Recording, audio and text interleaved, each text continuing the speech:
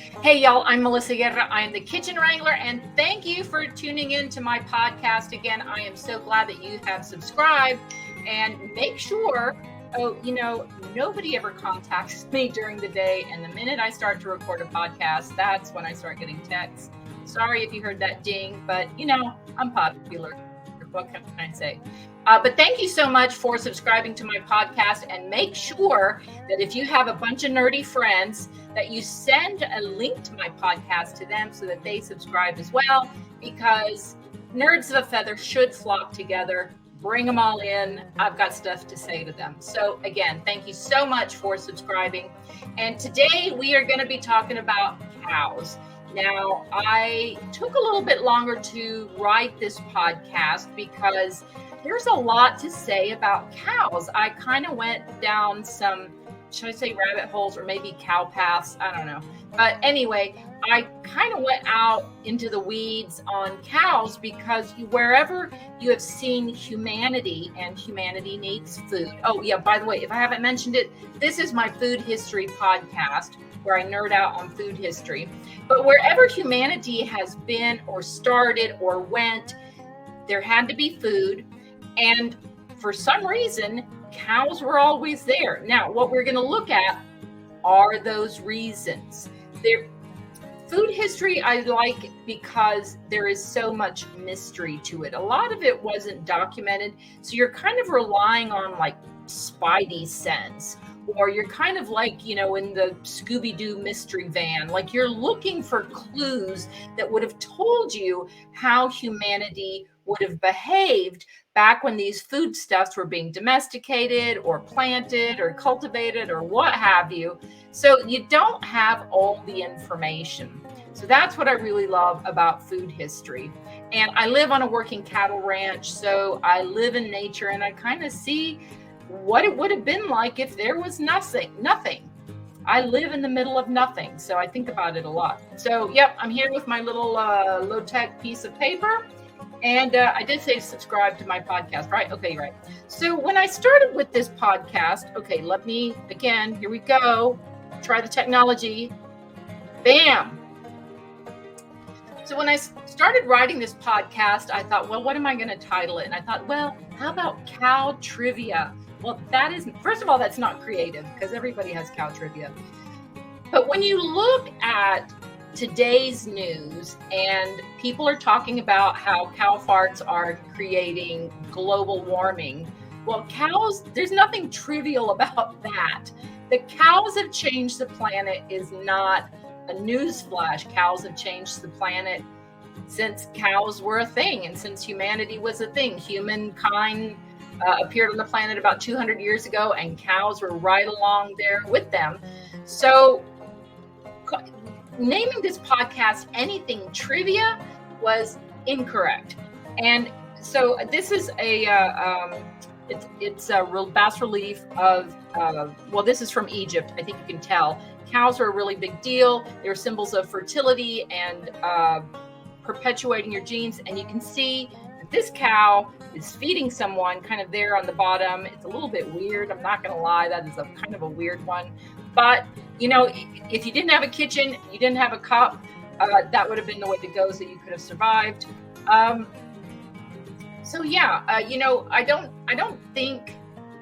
don't think cows are trivial at all. And there's no Wikipedia page on cow farts, so that's as far as my research went. It's not something that I really think a lot about is how bovine methane is killing our planet. I don't think about that a lot. What I do think about is how cattle helped humanity evolve and thrive and move to different parts of the planet. So those are the things that we're going to be exploring today. And so I tried to come up with this incredible title for my podcast, sort of like what would Tolkien write in terms of a title about a 20-minute podcast on cows, and something like Mordor, but with more cowbell. So anyway, I came up with the Almighty Omnipotent Cow Part 1 because I just ran out of time to put everything into the podcast about how important cattle have been to the evolution of humankind. I just ran out of space, so I'm only going to get to less than half of my research. And don't forget, I live here on a working cattle ranch. I'm kind of an insider. Like, I kind of know, like, I know some about cattle, but where they came from, their history, it's all kind of word of mouth. But anyway, I've got some good information for you. So yeah, the almighty omnipotent cow. And you're probably wondering, why in the heck why do we have so many cows? And now if you go in Wikipedia, you will find that there are 1.5 billion cows on this planet. And that means 1 cow to every 5 people. That's a lot of cows. And most of them are in Brazil, where the rainforests are, in India, and here in the United States. But why do we have so many cows? It's kind of, if you're not in the cattle business, you'd be like, why do we need all those cows? I'm not sure what that's all about. So let's think a little bit of why we need so many cows. So wherever cows were, or wherever people were, okay, I'm always going to go back to the Fertile Crescent. And someday, when I'm rich and famous, I'm going to invent my own map company so I can give you better maps. I like this map fine. You can see Egypt. You can see Nile. The Nile is the river in Egypt. Well, there it is, friends. There it is. And then there's the Persian Gulf, and there's the Red Sea and the Mediterranean Sea. If I made this map, I would show you where Italy's little boot is, which is up to the upper corner, right? In the Mediterranean Sea. So the boot of Italy sticks out into the Mediterranean Sea. So this is not all that far from Italy, but that green little crescent thing, now that is the Fertile Crescent. So many things in Western history, in Eastern history really, came from the Fertile Crescent. We have grapes, we have wheat, and during my research, I found that even cattle came from the Fertile Crescent. Now, why is that? This is one of the questions that all scholars study. Why the Fertile Crescent? Why? Why did all of these plants and domesticated animals come from this area? It's one of the most beautiful mysteries that you can ponder, and the more you learn, the more exciting it is. I'm sorry, are you going to sleep yet? No, please don't go to sleep. This is the coolest stuff ever. It is just such an amazing story. So, but why cows? Well, let's think about cows. If you have only so much energy during the day, a cow weighs about 1,600 pounds. So comparatively, that equals 10 sheep. And comparatively, that equals more or less 16 goats. Goats, they're a mess. They're all different sizes. They never behave. They're all over the place. Goats take a lot more work than 1 cow. So you need like 16 to 20 goats to get the same resources that you would for 1 cow. So in the livestock world, cows are numero uno. They're the Cadillac. They provide you with the most amount of resources for as little effort as possible. And when I say resources, just hang in there. I'm fixing to tell you what resources those are. So let's go on and look at some of these cows that I have collected for you. Oh, now this is super exciting. This is the auroch. And the auroch is a wild cow. This is the original primordial cow. And and you can see the little human next to it. They are much bigger than modern cows. They are a real beast. And their name is Bos primigenius. And you've always, on cartoons or movies, you've heard of cows being referred to as bossy. Well, it's not because they're bossy. I mean, I know bossy, and cows are not bossy. They're pretty docile. But Bos is Bos. Any cow, anything related to a cow is Bos. That is the Latin scientific name. The original Latin word Bos means, hold on, it means cow. Bos means cow. So not Bos Skaggs, that's a B-O-Z, but B-O-S, that is cow. So if we go and look at other cows, Now this is a banteng. So this is Bos javanicus. So from Java. This is rats. I'm sorry. Let's go back. I told you wrong. This is the gaur. So fiddle dee dee. I always get the gaur and the banteng mixed up. I think this is the gaur. Maybe this is the gaur. It is a very early wild cow, and they still exist in the wild in Asia. So I think that's the gaur, and then I think that's the banteng. My point is, these are both wild cows. Now, I know you're thinking this has got to be a Gary Larson cartoon, wild cows. No, but there really are wild cows, like forest cows, and they're kind of endangered. So these cows for me are fascinating. Something on my sparkle list for the future is to go see cows in the wild. Again, it all sounds like a Gary Larson cartoon. And then there's Bos indicus. Now, Bos indicus is very interesting because they have this lump on the back of their neck. And what that lump is, it's like a camel's hump. It stores water and it helps them stay cool and hydrated in warm temperatures. And these are the type of cattle that thrive in India. And as I said, India still has one of the highest populations of cows in the world. And so this is what they look like today. You can see the zebu influence. This is at a stock show. This might be at my local stock show. But that hump keeps them cool and makes them thrive in a hot climate.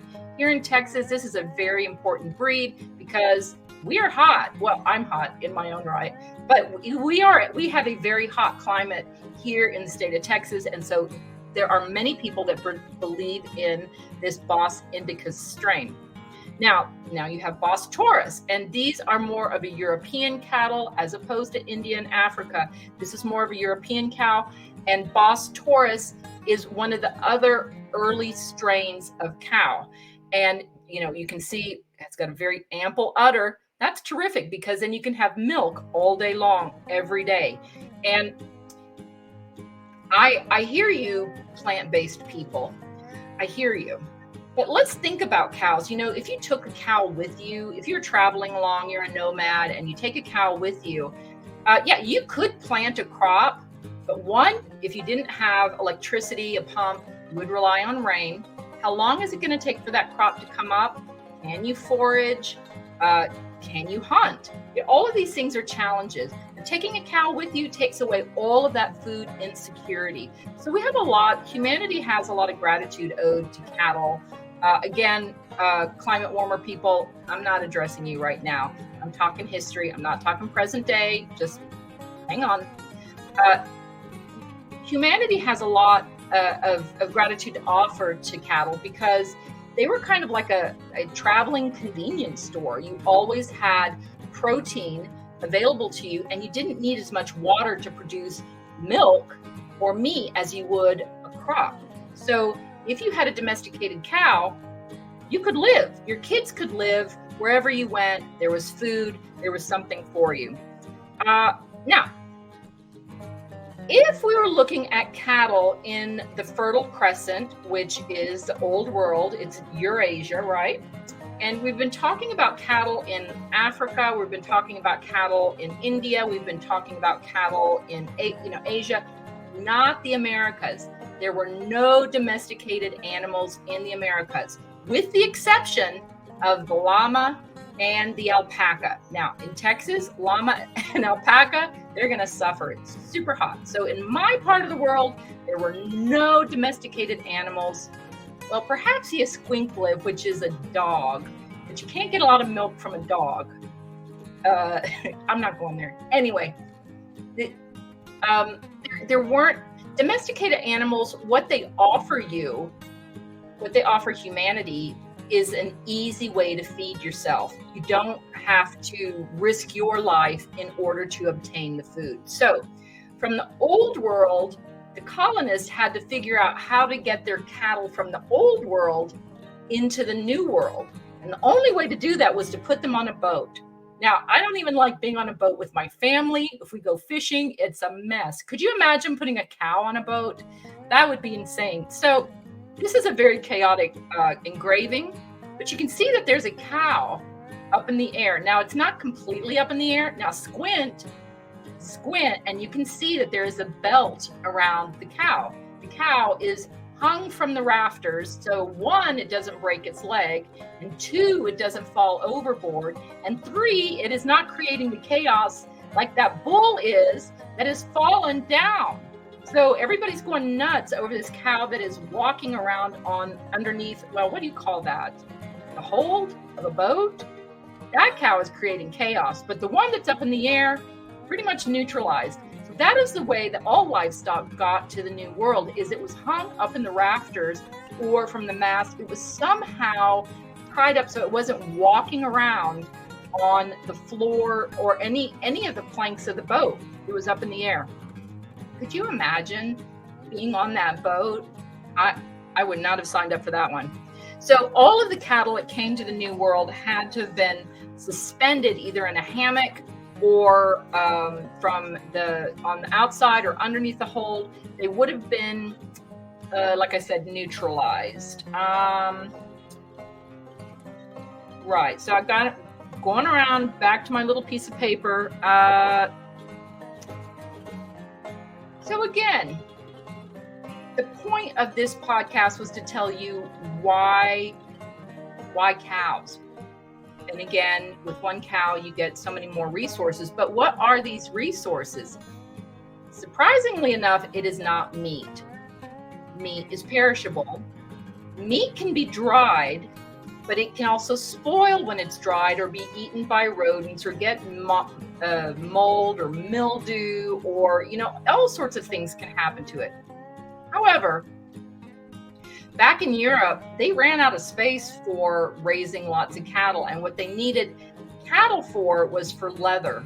And from leather, you can make parchment. Now, I know you've heard of parchment before, but you might think that it's a very thick piece of paper, and it's not. It's leather. It is leather. Well, it's paper. It is a writing surface. Not surface. Is it a surface? It's not. A medium. Okay. So instead of paper that's made from wood pulp, it is a writing medium that is made from the skin of a cow. So you have parchment or vellum. And actually, our Declaration of Independence, our Constitution here in the United States, both of them are written on either parchment or vellum. So the Gutenberg Bible, a quarter of the Gutenberg Bibles were written on parchment. So between furniture and clothing and, before there were plastics available, all we had was leather. And leather was transportable back to the old world. You could pack it in salt, and then it would be cured back in Europe, wherever it was going back to.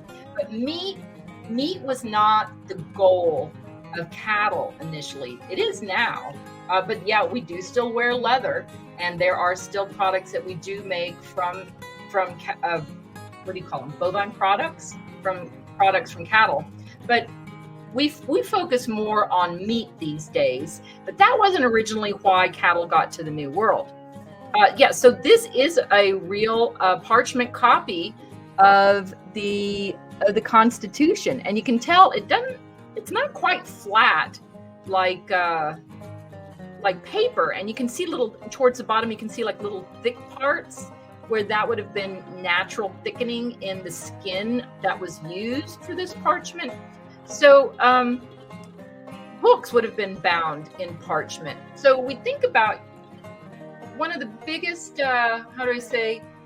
evolutionary markers for humankind is the spread of printed materials.